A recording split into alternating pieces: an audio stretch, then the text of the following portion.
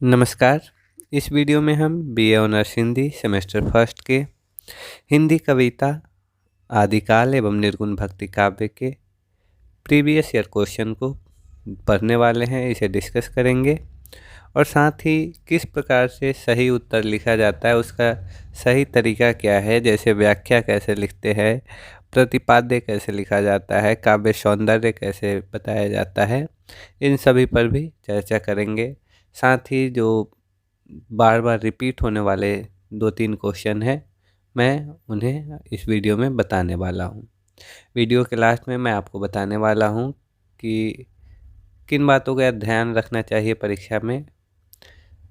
कुछ टिप्स बताने वाला हूँ जिससे आप सहज महसूस कर सकेंगे और अच्छा स्कोर पा सकेंगे। तो आइए वीडियो को शुरू करते हैं। सबसे पहले हम आपके पेपर पैटर्न को देख लेते हैं।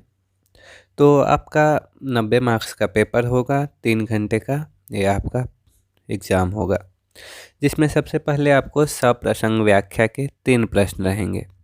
एक ही प्रश्न है, उसका 3 खंड है, क ख ग। इसमें आपसे 3 व्याख्याएं पूछी जाएंगी। तीनों में एक एक ऑप्शनल क्वेश्चन रहेगा, लेकिन जिसमें अथवा करके 2 क्वेश्चन में से एक क्वेश्चन करना होगा। जैसे पहला के क में इसमें 2 पद दिए गए हैं, दोनों में से किसी एक की व्याख्या करनी है। तो ये 9 नंबर के 3 प्रश्न 27 नंबर के हो गए हमारे। पहला प्रश्न 27 नंबर का। फिर उसके बाद 4 प्रश्न रहेंगे आपके 14-14 नंबर के।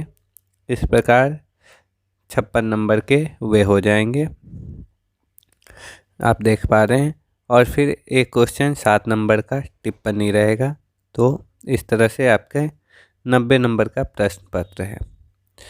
अगर हम प्रश्नों को देखें तो पहले 3 सप्रसंग व्याख्या है, जो मैं अभी आपको बताऊंगा कि किस तरह से व्याख्या लिखी जाती है। अगर उस प्रारूप को मतलब उस ऑर्डर में अगर आप नहीं लिखते हैं तो पहले ही आपका 3 नंबर काट लिया जाएगा। उसके बाद जो आप लिखे हैं उसको कंटेंट को देखा जाएगा। अगर आप गलत कंटेंट भी लिखते हैं लेकिन उस ऑर्डर में लिखते हैं तो 2-3 नंबर उस पर आपको फिक्स है कि मिल जाएगा। देखिए, इसके बाद हमारा जो दूसरा प्रश्न है वो प्रतिपाद्य का है। तो हम व्याख्या के बाद प्रतिपाद्य को देखेंगे, किस प्रकार से प्रतिपाद्य लिखा जाता है। काव्य सौंदर्य, आप एक चीज़ गौर कीजिए, प्रत्येक प्रश्न में एक अथवा में प्रश्न है, एक और प्रश्न है, 2 में से एक प्रश्न आपको करने रहेंगे। और टिप्पणी में आपको 3 में से एक करना रहेगा। तो इस प्रकार से आपके पास बहुत ऑप्शन है। तो आप प्रीवियस ईयर क्वेश्चन पेपर को देखकर ये अंदाज़ा लगा सकते हैं कि आप कौन सा चैप्टर आपको मुश्किल लग रहा है उसे आप छोड़ दें। तो अगर आप उसे छोड़ दें तो भी आपका काम चल जाए।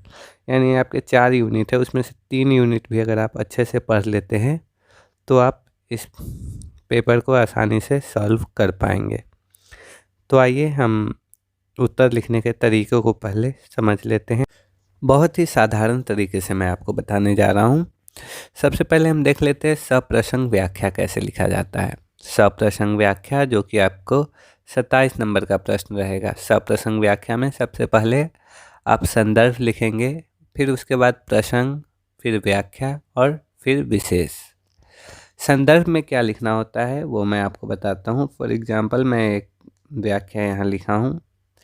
संदर्भ में आपको सबसे पहले बताना होता है कि यह रचना किस कवि द्वारा लिखा गया है, या किस, अगर कोई गद्य है तो किस लेखक द्वारा लिखा गया है, और उस लेखक के बारे में थोड़ा सा संक्षिप्त आप बता सकते हैं। जैसे यह रचना मैथिली कोकिल विद्यापति द्वारा रचित है।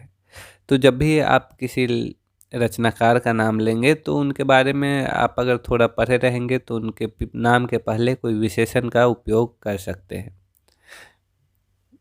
जैसे विद्यापति के पहले मैंने मैथिली कोकिल कहा, तो आप उस प्रकार से चारों कवियों के नाम का विशेषण आप देख ले, याद कर ले, तो अच्छा प्रभाव पड़ता है जब आप उत्तर लिखते हैं। तो आप बताएंगे कि ये प्रस्तुत पद मैथिली कोकिल विद्यापति द्वारा रचित है। और ये कहाँ से उद्धृत है, किस कविता में है, किस किताब में है, उसके बारे में आप बताएंगे कि यह पदावली से है तो बताएंगे कि विद्यापति द्वारा रचित पदावली से उद्धृत है या पदावली से लिया गया है। इसके बाद आप प्रसंग लिखेंगे। प्रसंग में हम मुख्य रूप से इसका बैकग्राउंड बताते हैं कि इस पद में जो घटना घटित हो रही है उसके पहले का मतलब यह पद क्यों आया है यहाँ, तो इसके बारे में बैकग्राउंड में बताएंगे, जो कि यहाँ लिखा गया है कि इस पद में वह प्रसंग चित्रित है जिसमें कवि नायिका के रूप सौंदर्य को देखकर चकित हो जाते हैं।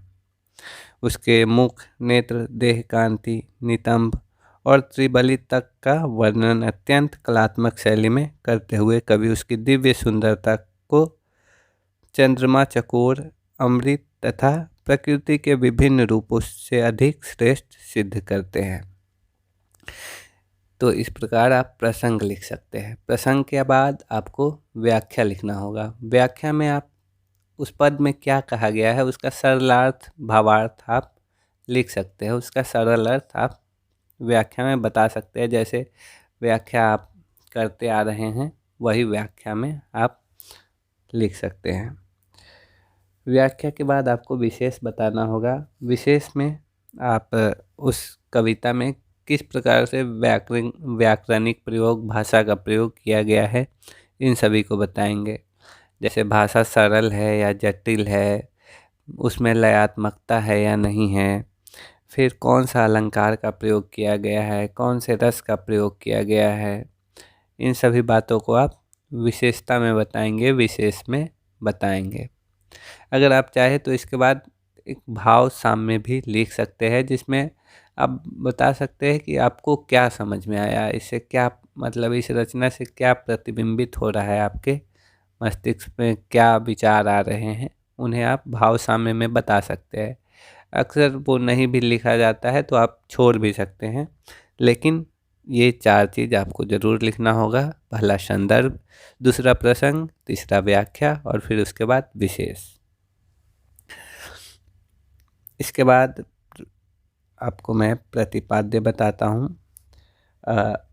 आपके परीक्षा पैटर्न को मैं देखा हूँ, पिछले 2-3 बार से जो प्रश्न बार बार पूछे जा रहे हैं, मैं उनमें से 3 प्रश्न को चिन्हित किया हूँ और मैं उसका उत्तर आपको बताने जा रहा हूँ। ये 3 प्रश्न लगातार 2 साल से पूछे जा रहे हैं, तो मैं इसका उत्तर आपको बताऊंगा। इससे पहले मैं आपको प्रतिपाद्य, काव्य सौंदर्य और काव्य भाषा को बताता हूँ। प्रतिपाद्य में मूल विचार, जो कथा का सार है, कविता में जो बताया गया उसका निचोड़ लिखा जाता है। इसमें कविता का केंद्रीय भाव बताया जाता है और कवि का दृष्टिकोण किस प्रकार से है, आदर्शात्मक है, आशावादी दृष्टिकोण है या फिर निराशावादी है, उसमें यथार्थ प्रस्तुत करना चाह रहे हैं, वो क्या बताना चाह रहे हैं, उनका दृष्टिकोण क्या है, कैसा, किस भाव से वो देख रहे हैं, वो बता सकते हैं। इसके अलावा आप ये बता सकते हैं कि इस कविता में क्या संदेश दिया गया है। ये सारी बातें आप प्रतिपाद्य में बताएंगे। इसका उदाहरण मैं आपको अभी दूंगा। 92 समय के प्रतिपाद्य आपके परीक्षा में बार बार पूछे जा रहे हैं, तो मैं उसके माध्यम से आपको इसे समझाऊंगा। लेकिन ऊपरी ऊपरी मैं बताऊँ तो आप इसमें मूल विचारों का निचोड़ लिखते हैं, मूल बातों का निचोड़। जैसे कोई आपका मित्र है, वो आपसे पूछ रहा है कि भाई तुमने पढ़ा तो इसमें क्या पढ़ा, बताओ। कोई कविता आपने अगर पढ़ी हो तो आप उसको जिस भाषा में समझाएंगे, निचोड़ भी बताएंगे उसे आप, तो उसी प्रकार से प्रतिपाद्य लिखा जाता है। और एक बात ध्यान रखने योग्य है कि प्रतिपाद्य हमेशा गद्यात्मक रूप में होता है, वो पद्यात्मक रूप में नहीं होता है। और गद्य तो आप लिख ही सकते हैं, गद्य यानी पैराग्राफ में। और प्रतिपाद्य में कोई भूमिका और निष्कर्ष लिखने की आवश्यकता नहीं है, आप पैराग्राफ में इसे लिख सकते हैं। उस कविता में क्या घटना घटित हो रही हैं, इन सभी का उल्लेख आप कर सकते हैं और उसमें क्या मूल भाव है, केंद्रीय भाव उस कविता का क्या है, उसे आप हाईलाइट कर सकते हैं, चिन्हित कर सकते हैं। इसके बाद काव्य सौंदर्य है। काव्य सौंदर्य में आप सबसे पहले प्रस्तावना लिखेंगे। प्रस्तावना या भूमिका यानी कौन से कवि ने लिखा है और इस कविता में मूल भाव क्या है, केंद्रीय भाव इस कविता का क्या है, या प्रस्तावना में छोटा सा बताएंगे। फिर उसके बाद इसका भाव सौंदर्य और शिल्प सौंदर्य, इन दोनों को आप बताएंगे। भाव सौंदर्य क्या होता है मैं आपको बताऊं तो कवि उस कविता में कौन से विचार प्रस्तुत कर रहे हैं, क्या कहना चाह रहे हैं, ये भाव सौंदर्य होता है। और शिल्प सौंदर्य होता है कि किस तरीके से प्रस्तुत कर रहे हैं। भाव सौंदर्य यानी क्या कहा गया, और शिल्प सौंदर्य यानी किस प्रकार कहा गया, कौन सी भाषा का प्रयोग किया जा रहा है, कौन से अलंकार का प्रयोग किया जा रहा है। इन सभी बातों को आप शिल्प सौंदर्य में बताएंगे। फिर उसके बाद आप निष्कर्ष में सबको निष्कर्षतः लिखेंगे। फिर काव्य भाषा का विवेचन अगर आता है तो काव्य भाषा में आप भाषा के स्वरूप को, मतलब उस कविता में किस प्रकार का भाषा उपयोग किया गया है उसे बताएंगे। फिर भाषा सरल है जटिल है वो बताएंगे। जन सामान्य की भाषा है या विशिष्ट लोगों की भाषा है इसे स्पष्ट करेंगे। इसके साथ उस भाषा में कौन सा व्याकरणिक प्रयोग किया गया है, वो छंदबद्ध है या छंद मुक्त है, या वो रस कौन सा प्रयोग किया गया है, अलंकार कौन सा प्रयोग किया गया है। तो आप इसको उदाहरणों के माध्यम से स्पष्ट करेंगे। कविता की पंक्तियों को आप लिखेंगे और फिर उसमें बताएंगे कि इस पंक्ति में यह रस या फिर यह अलंकार यहाँ देखने को मिलता है। इस प्रकार कवि ने इस कविता में, इसकी भाषा में इस प्रकार का प्रयोग किया है, ऐसा आप लिख सकते हैं। अगर टिप्पणी लिखने की आए तो आप आदि मध्य अंत के स्वरूप को फॉलो करेंगे, जिसमें पहले भूमिका लिखेंगे, फिर उसके बाद आप उससे क्या समझ रहे हैं उस कविता में, या फिर जिस चीज़ की टिप्पणी लिखने के लिए दी जा रही है उससे आप क्या विचार उसमें प्रस्तुत किया गया है, आप उसे क्या समझ रहे हैं, ये आप बीच में प्रस्तुत करेंगे। और निष्कर्ष अंत में आप प्रस्तुत करेंगे कि कवि ये विचार, ये संदेश देना चाहते हैं। ये केवल कविता में ही फॉलो नहीं होगा, हर जगह टिप्पणी में या फिर प्रतिपाद्य में इसी प्रकार का प्रारूप स्वरूप फॉलो होगा, तो आप इसे ध्यान में रख सकते हैं। तो मैं कुछ आपको टिप्स देता हूँ आपकी परीक्षा से रिलेटेड। पहला टिप्स ये है कि आप कॉपी भरने का प्रयास आप परीक्षा में नहीं करेंगे, यानी बिना मतलब का जगह छोड़ के या फिर बड़ा बड़ा लिख के आप ये कोशिश नहीं करेंगे कि एडिशनल ले ले, किसी तरह से पेज भर दिया जाए। इससे निगेटिव इम्पैक्ट पड़ता है। आपको भी पता होगा कि प्रोफेसर आपसे पहले से ही पढ़ा रहे हैं, उन्हें सब पता है, वो भी आपकी तरह स्टूडेंट लाइफ में इन सभी हरकतों को कर चुके हैं, उन्हें भी पता है कि बच्चे क्या क्या कर सकते हैं। तो आपको इन बचकानी हरकतों से बचना चाहिए। और आप तथ्यों को लिखेंगे, क्रोनोलॉजिकल ऑर्डर में लिखेंगे, जैसे मैंने आपको बताया, संदर्भ, प्रसंग, व्याख्या, विशेष। और दूसरी बात ये होती है कि कौन से प्रश्न में कितना पेज लिखा जाए। तो अगर सप्रसंग व्याख्या का प्रश्न है तो एक पेज में आप इसका संदर्भ और प्रसंग बता सकते हैं, दूसरे पेज में आप व्याख्या, 2 पेज में आपकी व्याख्या होंगी, 2 से 3 पेज भी हो सकती हैं। तो इस प्रकार से फिर विशेष एक पेज में हो सकता है, एक पेज नहीं भी हो, क्योंकि अलंकार ये सब आप उतना नहीं खोज पाते, तो थोड़ा सा विशेष होगा, वो 2-3 लाइन का भी हो सकता है। तो इस तरह से हमारा 3 पेज, कम से कम 3 से 4 पेज की सप्रसंग व्याख्या होगी, एक व्याख्या। 3 से 4 पेज से तात्पर्य 4 पेज से है, 4 दूनी 8 पेज से नहीं। तो इस तरह से आप 3 से 4 पेज में सप्रसंग व्याख्या लिख सकते हैं।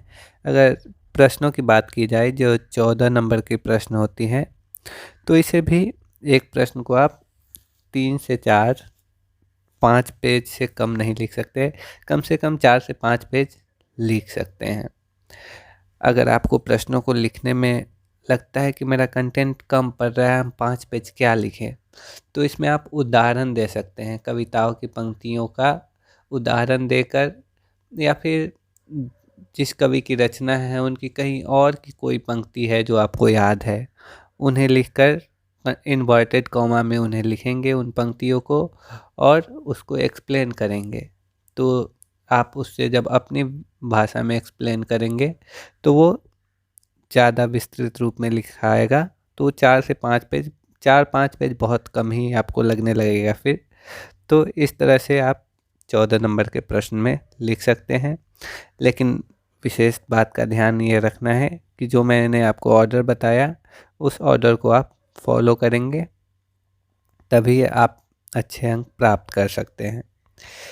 इसके बाद दूसरी बात यह है कि आप ओवर कॉन्फिडेंट होकर परीक्षा में ना जाए और बिना कॉन्फिडेंस का भी ना जाए। यानी कॉन्फिडेंट होना ज़रूरी है, घबराना नहीं है, लेकिन ओवर कॉन्फिडेंस नहीं होना चाहिए। इससे मैं अपना एक्सपीरियंस बता रहा हूँ, इससे आप जब उत्तर लिखना शुरू करेंगे तो लगेगा कि सब आता है, फिर जब आप लिखेंगे तो सारा गलत हो जाएगा, फिर ओवर राइटिंग ज़्यादा होगा। ओवर कॉन्फिडेंट होकर ना जाएं और घबराए भी नहीं। कोई ये मुश्किल पेपर नहीं है, बहुत आसान है। तो कॉन्फिडेंस के साथ जाए, ओवर कॉन्फिडेंस के साथ ना जाए। बाकी आप अच्छे से लिख सकते हैं। मैं आपको इन तीनों प्रश्नों का उत्तर बारी बारी से एक एक वीडियो में दे देता हूँ। 3-4 मिनट की वीडियो होगी और ये वीडियो ज़्यादा लंबा नहीं करना है। तो मिलते हैं अगली वीडियो में। धन्यवाद।